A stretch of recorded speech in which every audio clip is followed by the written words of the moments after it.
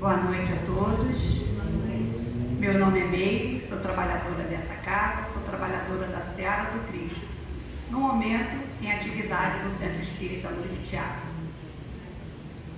Gostaria primeiro de agradecer a Deus, a Jesus, a oportunidade de estar aqui hoje, preparando esse estudo, harmonizando um pouquinho mais os ensinamentos do Mestre Jesus e pedindo a inspiração divina para que eu possa trazer o material proposto de forma clara, de forma precisa, dentro dos parâmetros da doutrina espírita, dentro dos ensinamentos do Mestre Jesus.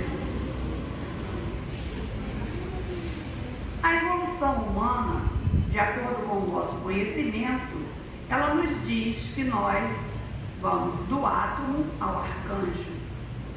Então isso nos dá uma alegria e uma certeza de que um dia todos nós seremos anjos de Deus.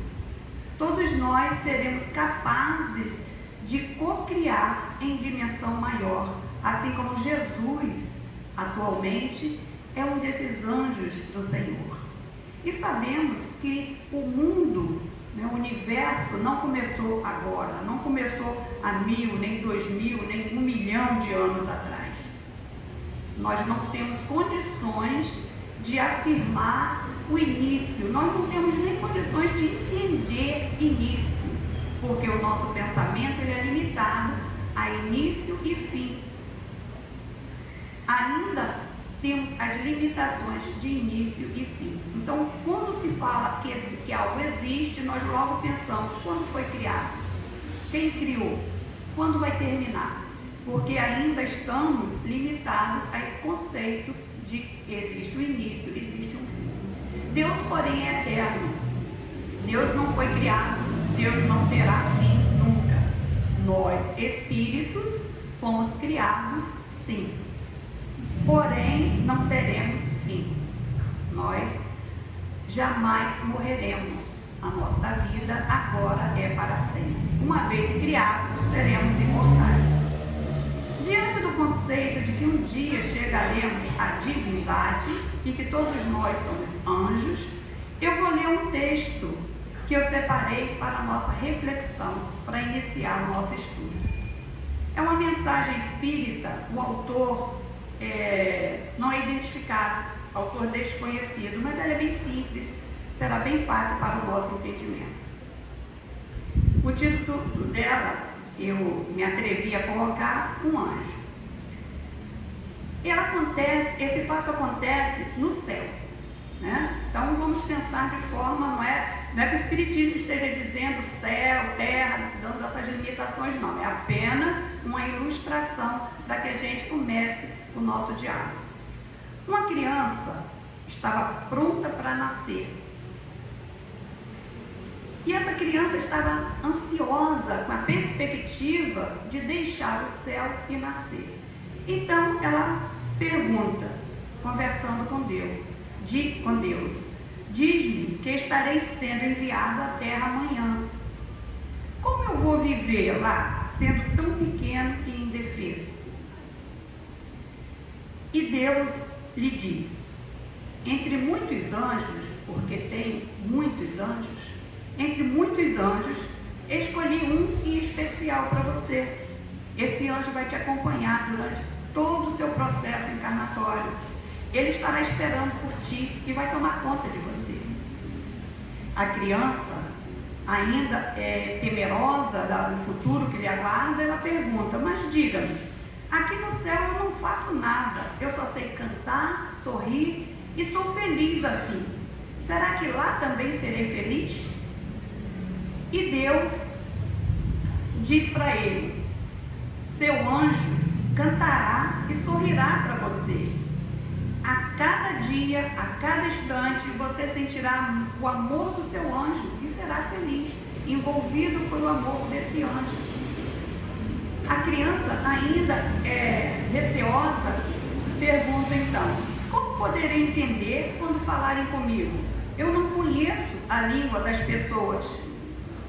E Deus, mais uma vez, pacientemente lhe responde, com muita paciência e carinho, o anjo que te designarei te ensinará a falar. E a criança, ainda temerosa, diz: e o que farei quando eu quiser falar? Quando eu quiser contigo falar, Deus. E Deus lhe responde: olha, o seu anjo juntará tuas mãos e lhe ensinará a rezar. E você poderá entrar em contato comigo. A criança mais uma vez pergunta: eu ouvi dizer que na terra, lá, existem homens maus. Quem me protegerá? E Deus, mais uma vez, seu anjo lhe defenderá, mesmo que signifique arriscar a própria vida. A criança, então, ainda receosa, e como toda criança, sedenta de conhecimento e esclarecimento, ela pergunta: mas serei sempre triste porque não te verei mais? Afirma, porque estará afastado, acredita que estará afastado de Deus. E Deus lhe responde: seu anjo sempre lhe falará sobre mim, lhe ensinará a maneira de vir até a mim, e eu estarei sempre dentro de você. Nesse momento, havia muita paz no céu, e já se escutava as vozes das pessoas na terra, porque se aproximava o momento da criança renascer. Já se podia ser ouvido todos os murmúrios do planeta. A criança, então, apressada, sabendo que chegara o momento do seu renascimento, ela chega até Deus rapidamente e fala: ó Deus, se eu estiver a ponto de ir agora, pois eu percebo que estou, diga-me, por favor, o nome do meu anjo, para que eu possa identificá-lo lá chegando. E Deus lhe responde: você chamará seu anjo de mãe. Todos nós temos um anjo em nossa vida. Todos nós. Não importa os meios como recebemos esse anjo, como esse anjo chega até nós. E eu não poderia hoje, véspera dos dias das mães, iniciar esse estudo, essa palestra. Peço permissão a vocês, porque sei que todos aqui têm suas mães, encarnadas ou não, mas todos nós temos. Peço permissão para falar da minha mãe, fazer uma homenagem à minha mãe.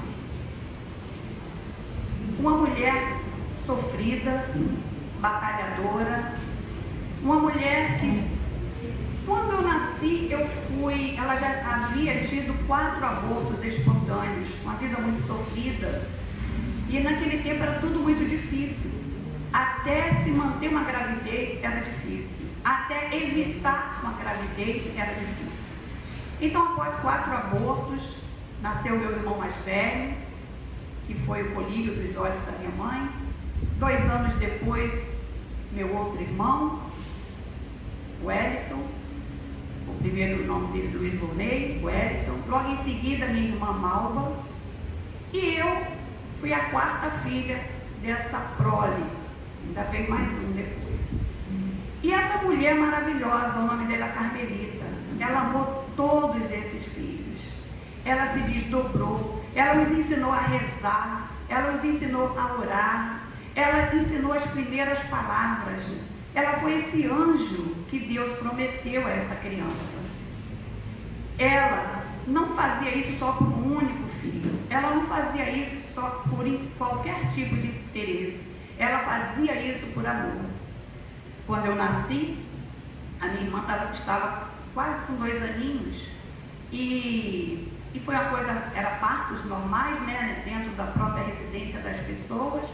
E quando minha irmã escutou o meu primeiro choro e me viu lá toda enroladinha, ela chega para minha mãe e pergunta: que é isso, mãe? Que é isso? Sair do seu lado, esse pacote aí. E minha mãe falou com toda a sabedoria: é um anjo que Deus nos enviou. Naquele momento eu era um anjo, era uma criança anjo, porque tinha em mim apagado todas as minhas características que ainda estavam latentes, mas naquele momento estavam adormecidas, e eu era o anjo naquele momento, alegrando a vida da minha mãe.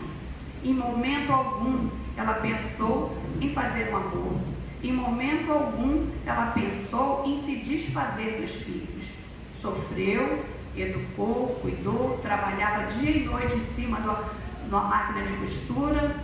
Nessa época, desculpe falar, meu pai, ele era alcoólatra e foi muito difícil. Era um excelente pai quando estava sóbrio, mas quando se rendia ao vício, era muito triste. Então nós passamos muitas necessidades. Uma vez, minha avó morava em Caxias, nós já morávamos aqui no Rio. Uma vez, minha mãe saiu daqui do lote 15, a pé, até Caxias, na casa da minha avó, para que minha avó lhe desse o dinheiro para ela comprar pão.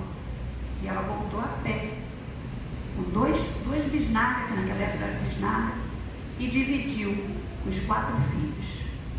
Um de 7, um de 9, um de 11 e um de 13 anos. O de 13 já tentava trabalhar e dar seus passos no trabalho.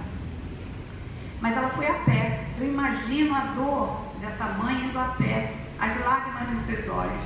E como essa minha mãe, eu tenho certeza que todas as mães que estão aqui hoje representadas fizeram muitos sacrifícios pelos seus filhos. Porque mãe ama indistintamente, indiscriminadamente. Mãe não cria motivos para amar, a mãe ama. Até a mãe que abandona seu filho, ela ama seu filho. Porque geralmente a mãe que abandona o seu filho é porque ela tem uma autoestima muito baixa. E ela pensa, quem sou eu? Eu não sou merecedora desse anjo que Deus está botando em meu ventre. Eu não sou merecedora desse anjo que está em minhas mãos agora. Devo me livrar dele de uma maneira ou de outra. Ou vou deixar para uma lixeira, alguém vai pegá-lo na porta de hospital, ou em algum lugar, mas eu não sou merecedora dessa criança. Então, ela não faz aquilo não é por ódio, por desprezo à criança. Ela faz isso por amor, porque ela quer uma vida melhor para aquela criança que ela acabou de gerar. Parece uma contradição, não é? Abandonar por amor. É porque muitas delas não se sentem capazes de criar e de educar. Muitas vivem uma vida de drogas, de crimes, e elas não querem isso. Por que eu vou ter um filho, deixar aqui comigo, do meu lado, vai passar fome comigo? Melhor eu entregar para adoção. Isso é amor. É amor. Porque eu tenho certeza que se essa mãe tivesse condições de educar, condições financeiras, se a sociedade colaborasse um pouquinho mais, lhe proporcionando os meios para que essa mãe ficasse com essa criança, ela não daria. Se proporcionasse condições para que essa mãe, essa mulher, se livrasse do vício. Foi ela que amou, foi ela que quis. Sim, quantos nós erramos por querer e depois nos arrependemos amargamente? Eu tenho inúmeros arrependimentos. Quem diz que não se arrepende de nada, infelizmente eu vou dizer, não evoluiu. Porque é necessário, está nas obras básicas, está no Evangelho segundo o Espiritismo, está na própria Bíblia, arrependei-vos. Porque arrepender é reconhecer que errou. E se ninguém se arrepende, eu não me arrependo de nada do que fiz, então não está reconhecendo que errou. Tudo bem, hoje nós somos pessoas melhores, de acordo com essa longa jornada de erros e equívocos que cometemos. Isso nos transformou e nos ensinou. Mas porque hoje eu aprendi com aquilo, eu não me arrependo dos erros que cometi, me arrependo. Eu poderia ter tratado minha mãe melhor, eu poderia ter amado mais, eu poderia ter saído com ela mais vezes. São coisas que a gente vai aprendendo com o tempo. Porque quando a gente é jovem, não, a gente quer curtir. Os amigos chamam para sair, a gente vai, a gente esquece que a mãezinha está lá na casa, muitas vezes esperando, aguardando um convite para sair. Muitas vezes esperando um abraço de um filho. E muitas vezes os filhos entram, saem, e a mãe passa a ser um móvel da casa. Geralmente é um fogão ou geladeira, porque se aproximam e falam, tem comida? Né? O que tem para comer? Abre a geladeira. É como se a mãe fosse um móvel, um objeto. Mas isso vai mudando com o tempo. Conforme nós vamos amadurecendo, nós vamos reconhecendo na figura da mãe figuras celestiais, pessoas celestiais. Como eu reconheço hoje na figura da minha mãe, que foi o anjo que me educou, que me ensinou a falar, que me ensinou a andar, que me ensinou a me proteger dos homens maus, como diz a história, que me ensinou a rezar, que me trouxe para a doutrina espírita, quando ela estava dando seus primeiros passos na doutrina, uma doutrina tão maravilhosa e tão reveladora, que ela fez questão de trazer todos os seus filhos para essa doutrina também. Então eu dei os meus primeiros passos na religião dentro da doutrina espírita. Aos 8 anos de idade eu já frequentava o Centro Associação Espírita Caribachúbio. Alguns aqui conhecem, né? Ali no centro de Caxias. Eu não lembro o nome da rua agora. E essa Associação Espírita Caribachúbio é fundadora da Mansão da Esperança. Na época, quem era o presidente era Ademar Constant. E minha mãe trabalhou lá por muitos e muitos anos. E ela trabalhava também na Mansão da Esperança, cuidando dos idosos. Ela trabalhou tanto que ela, na idade já, na terceira idade, já idade bem avançada, a gente ainda brincava com ela: mãe, daqui a pouco não vão deixar a senhora sair, vai ter que entrar de crachá. Porque ela ia lá cuidar de idosas, muitas vezes mais novas do que ela, mas que não tinha família que lhe acolhesse, que lhe amasse, para lhe dar um alento, para lhe dar uma energia, uma vitalidade. Porque a família, por mais trabalho que nos dê, por mais que nos trate como geladeira, fogão ou como móvel da casa, nos dá vitalidade, a presença dessa família. Quando nós ouvimos a palavra mãe,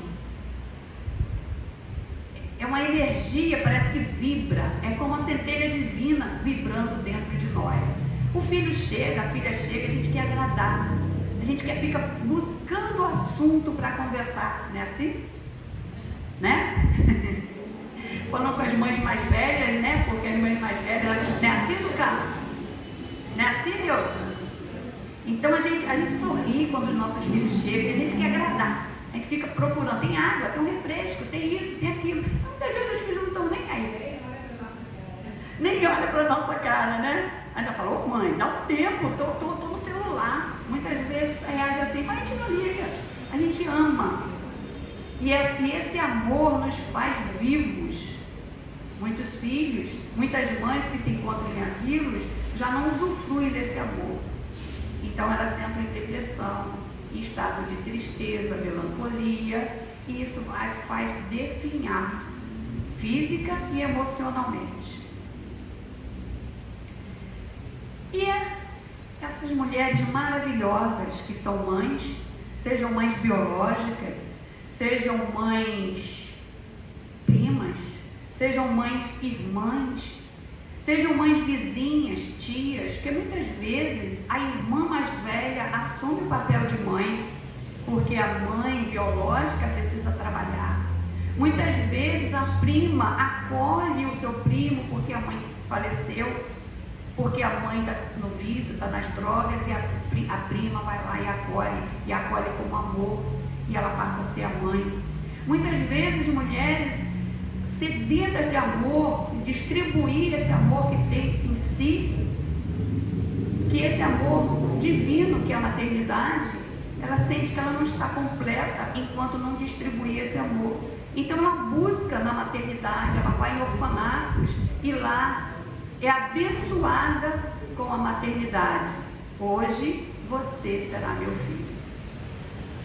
Então, o amor de mãe, ele não necessariamente ele vai nascer no ventre, ele nasce no coração, inicialmente no coração.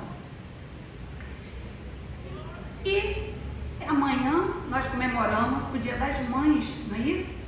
Eu fiz um breve esse estudo aqui com a seguinte ideia: primeiro eu pretendo conceituar o Dia das Mães, o que seria o Dia das Mães, e nós vamos fazer uma análise sobre as mães de um modo geral, e depois nós vamos refletir sobre as mães e o espiritismo. Conta, né, de acordo com a história, com os registros históricos, o Dia das Mães, ele já acontece, já é comemorado há muito tempo. Já existiam as festas gregas e festas romanas que cultuavam deusas, a deusa que era considerada a mãe dos deuses, que, se eu não me engano, se eu estiver errado na pronúncia, me corrija aí, Marcelo, Reia, se eu não me engano, que era a mãe dos deuses, e Cibele, que era a deusa romana, a deusa mãe romana. Então já havia um culto às mães, né? Já na antiguidade.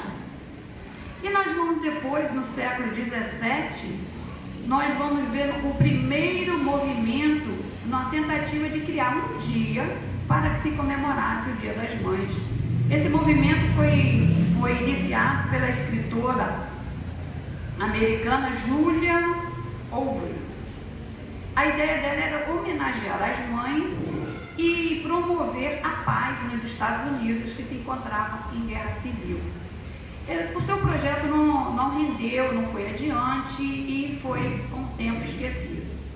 Porém, no século XVIII, na Inglaterra, surgiu o Modern, eu não sei se é assim que pronuncia, tá Claudinha? Modern Day, que era um dia de folga para os operários poderem visitar as suas mães. Então, e esse dia de folga, ele tinha a ver com um período da quaresma. Nesse período era celebrado no quarto domingo da quaresma. Esse dia de folga era fornecido a esses operários para que eles pudessem visitar suas mães.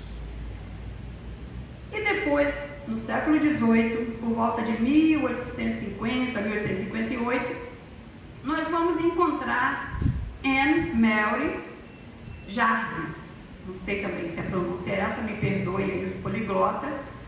Essa mulher era uma ativista, lutadora em benefício das mulheres. Ela não era pobre, ela tinha uma situação financeira confortável, relativamente bem, mas ela lutava pelas mulheres, para que as funcionárias pudessem trabalhar com a sua maternidade, para que houvesse licença, para que elas pudessem ficar em casa, engravidar, para que elas não fossem demitidas ao engravidar. Então ela lutava pelos direitos da maternidade. Ela era mãe também, ela era mãe da jovem Ana. Ela era Anne e a sua filha Ana Jarvis.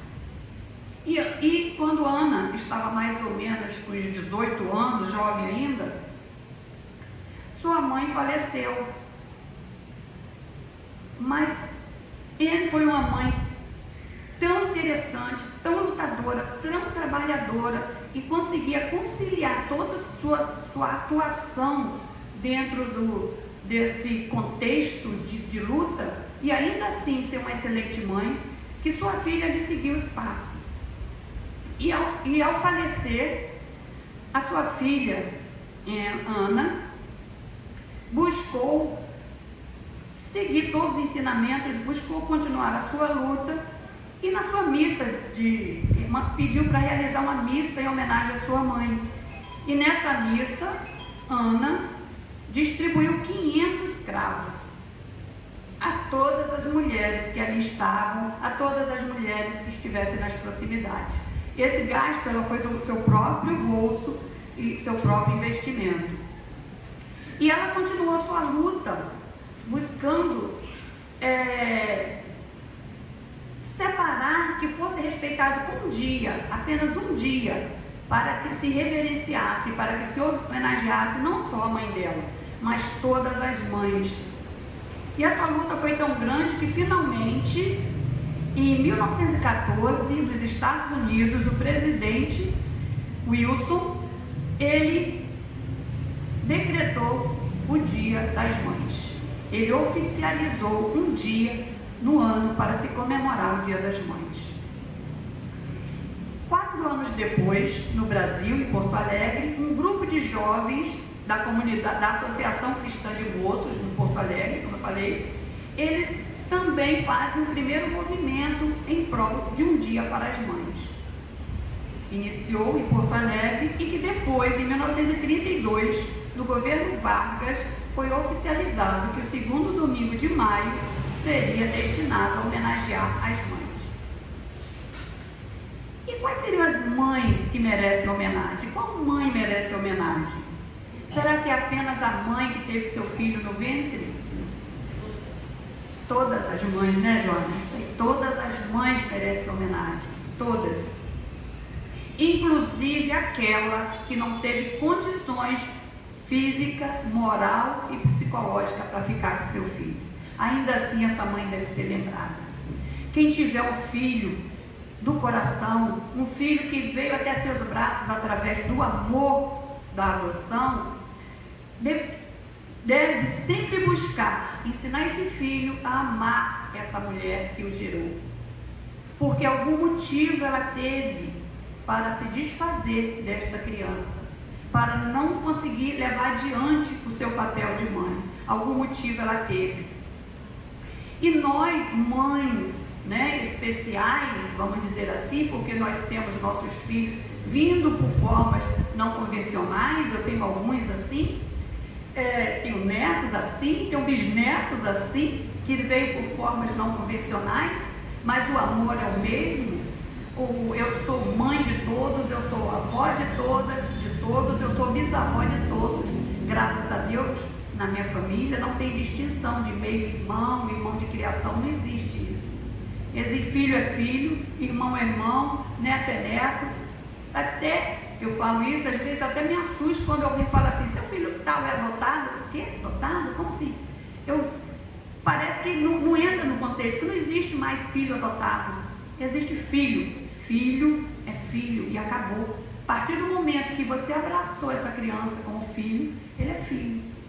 Então, a todas essas mães que cuidam desse tesouro divino, que cuidam dessa família, essas mães, o dia delas é hoje. As mães sofridas do Nordeste, as mães da Cracolândia, as mães do Celte, todas elas são dignas de respeito, carinho e devem ser homenageadas como lutadoras, como filhas de Deus, como anjos, como Deus nos deu esse direito de nos chamar, porque nós somos anjos que cuidamos dos anjinhos que Deus nos envia. A maternidade e o espiritismo. Diante do espiritismo, nós falamos aqui de mulheres que entregam seus filhos, mulheres que não querem saber, mulheres que acolhem essas crianças, seja 1, 2, 10, não importa, mulheres que recebem essas crianças no seu próprio ventre e os amam independente, incondicionalmente de qualquer situação. Só vou amar se meu filho for lindo e maravilhoso. Não, a gente ama, mesmo que não seja lindo e maravilhoso. Eu estava até brincando com a Ana ali, que eu falei assim: nós mães somos como leoas. Se alguém mexe com nossos filhos, a gente quer defender.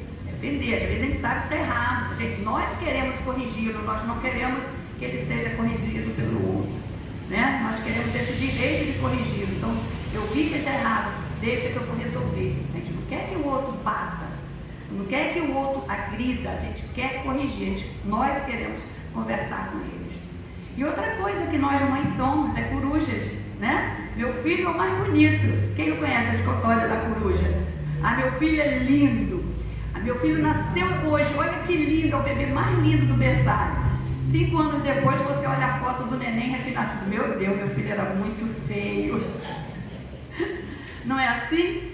Mas naquela hora ele é lindo, mas hoje ele é lindo. Aí passa o tempo, não era tão bonitinho assim não, mas agora ele é lindo, porque nossos filhos são lindos. Nós somos mães leoas e corujas. E o espiritismo nos ensina que esses espíritos, essas crianças que chegam até nós, elas não são livro em branco, elas são livros com histórias, suas próprias histórias, suas próprias tendências, suas próprias características. Elas vêm esquecidas dessas características, dessa história, mas não vêm esquecidas das características. Porque é muito fácil identificar, e é esse o papel da mãe, principalmente da mãe espírita, sabedora que aquela criança que está ali sob a sua responsabilidade não é um espírito recém-criado das mãos do Criador. É um espírito antigo, que já tem uma bagagem, e é o papel da mãe espírita observar as tendências dessa criança, Muitas vezes a mãe vê a criança, está brincando sozinha, chega o priminho, chega o vizinho, a criança recolhe os brinquedinhos todos, coloca na caixa, arruma guarda-roupa e fecha. E a mãe orgulhosamente fala: meu filho é tão cuidadoso. Não, ele não é cuidadoso, ele é egoísta. Ele não quis dividir os brinquedos com os outros que chegaram e rapidamente guardou tudo e escondeu. Então, a gente precisa muitas vezes tirar esse verniz que nos ofusca a visão, como somos corujas, tirar esse verniz que nos ofusca a visão e perceber: não, meu filho não está sendo cuidadoso, porque quando ele está sozinho ele larga tudo e vai dormir, ele larga tudo e vai ir para outro lugar, ele larga tudo e vai tomar banho, mas quando chega alguém ele pega, guarda e põe tudo dentro de uma caixa. Então ele não é cuidadoso. Então eu tenho que trabalhar o que nele? Tenho que trabalhar o egoísmo, tenho que ensiná-lo a dividir, tenho que fazê-lo perceber a importância de usufruir da presença do outro, dividindo aquilo que temos. E muitas vezes, né, a gente mesmo estimula essa criança a ser violento. Ah, se bater em você, bate, não vem para casa chorando não. Muitas vezes eu ouvi mães falarem assim. Muitas vezes a criança já é violenta, ela já tem aquela tendência à violência e nós inadvertidamente estimulamos essa característica, acordamos essa característica que está lá guardadinha dentro daquele livro. E nós temos a oportunidade de reescrever o livro? Não. Nós temos a oportunidade de melhorar as características da criança para que essa criança agora reescreva a história de forma mais amena, de forma mais sensata, de forma mais coerente, dentro dos ensinamentos cristãos. Então, que nós, mães, que nós, mulheres, que nós, mães, pais, porque pais também são mães, porque muitas vezes a mãe está ausente e é o pai que tem que cuidar, é o pai que tem que trocar uma fralda, é o pai que tem que secar a lágrima. E nessa hora, o amor dele transborda. Ser um homem feminino não fere o seu lado masculino, porque o espírito não tem sexo. Nessa hora desperta-se no homem o carinho, o amor e o zelo pela criança. Então que nós todos, mães, possamos estar alerta aos nossos filhos, que nós todos possamos estar alerta aos nossos netos, os que estão com a idade mais avançada como eu, e que possamos alertar nossos netos com relação aos nossos bisnetos, que possamos trazer essa nossa maturidade, esse nosso conhecimento, não de forma agressiva, mas de forma simples e com amor, tipo: ah, que lindo, ele é tão lindo, tão engraçadinho. Você não acha que ele está um pouquinho assim, muito egoísta, que ele está... Isso é um sinal de egoísmo, vamos trabalhar isso nele, né? Vamos tentar melhorar ele. Não, ele é cuidadoso. Não, não é cuidadoso. Então nós temos uma experiência e nós temos um papel. Isso como pais, como mães. E o nosso papel como filhos e filhas é lembrar da nossa mãezinha, estando ela encarnada, como a Joana é agraciada, né? Não sei mais quem aqui tem essa bênção. Tem a Monique também, né? Agraciada. Mária. Olha, Mária, mãezinha com 90 anos. Nossa, que bênção. Então, todos aqueles que ainda têm sua mãezinha encarnada, diz que a ama. Não dá presente só não. Diz que a ama, abraça, ouve essa mãe, né? Envolve com todo o seu amor, porque nós devemos muito a essa mulher maravilhosa, como a Leda. Nós devemos saber falar, sabermos nos comportar, sabermos caminhar. Nós devemos a essas mães que se dedicaram, que se anularam para que nós fôssemos felizes. Assim como minha mãezinha fez, se anulou ano após ano, em cima de uma máquina de costura, costurando para os outros, costurando, trabalhando em parque de diversão, andando a pé até Caxias, indo e voltando, para que não faltasse o pão. Era pouco. Essa bisnaga chegou em casa e teve que ser dividida. A fome era grande. Quem aqui passou fome sabe como é isso. Então, a nossa infância, minha da minha irmã, quando a gente via um matinho que era aqueles tomates, né, que dava semente, dava um tomate, a gente comia verde. A gente comia quiabo verde. A gente via aqueles matinhos que davam aquelas frutinhas coloridas, a gente comia. A gente queria comer.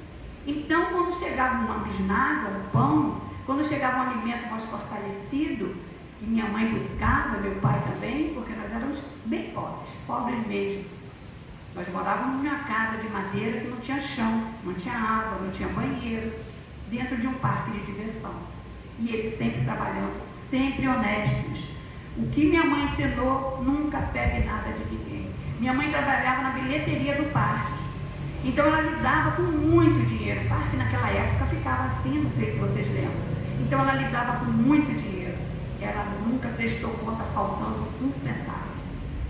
E a gente brincava, achava dinheiro, a gente pegava, porque muita gente perdia dinheiro, era nota, joias, dinheiro, perdia.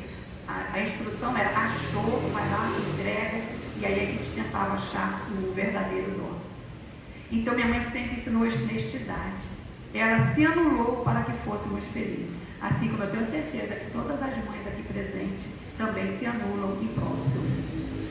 Que nós possamos ter amanhã um dia abençoado, um dia de paz. As mães desencarnadas também, que nós possamos elevar nossos pensamentos até ela amanhã, que com certeza ela estará ao lado, visitando cada um dos seus filhos. Muita paz.